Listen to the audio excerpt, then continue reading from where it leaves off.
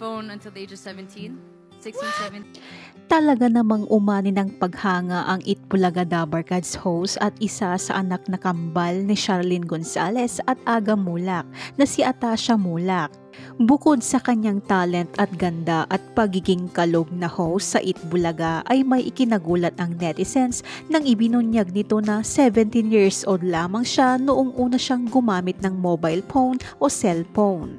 Isa kasi si Atasha sa naging guest sa nakaraang Women's Summit 2024 na idinaos noong Sabado, March 9.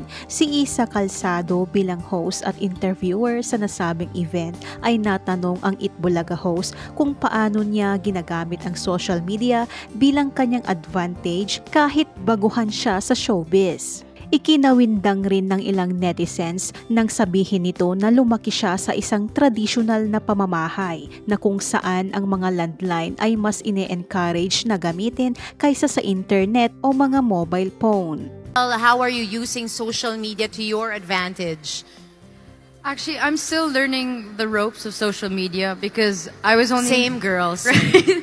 I was only given a phone until the age of 17, 16, 17, yes. Wait, taka lang. Binigyang diin ni Atasha ang kahalagahan ng social media sa kasalukuyang henerasyon dahil nagsisilbi itong outlet para magbukas sila ng mga negosyo o bumuo ng kanilang identity. Kahit Nokia dati, yung mga ganun. No, so it was always a landline of the house growing up. And then it was very old school living. We weren't really given access to social media. That's why I'm still learning the process of it. But in regards to this generation now, seeing what they're capable of using the platform of social media for small businesses. Like in the lockdown, so many people started opening up small businesses, identifying their own identities, their individuality. Labis ang tuwa at pinusuan din ng maraming netizens ang kanyang smarteng pagsagot sa interview. Pwedeng-pwede daw siyang sumali sa Miss Universe. Matatandaan na sinabi ni Atasha sa kanyang nakaraang interview sa Mega Fashion Magazine na sinusubukan pa rin niyang masanay sa entertainment industry. Ibinahagi rin niya na bukas siya sa pagsali sa mga beauty pageant kung sakaling dumating ang pagkakataong iyon. Samantala, narito naman ang mga naging reactions ng ilang netizens. Nakaka-proud ang mga magulang na ganito ang pagpapalaki nila sa mga anak nila.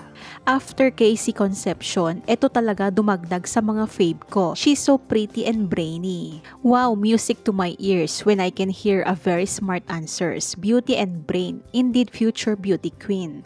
This is the child who was guided correctly by the parents. Malaki chance ni Atasha manalo pag sumali siya sa Miss Universe. Napaka-bright. Baka siya na susunod na Megan Young Miss World. Di ako magsasawang tingnan at pakinggan si Atasha. Ano naman ang masasabi mo dito? Ibahagi ang iyong komento.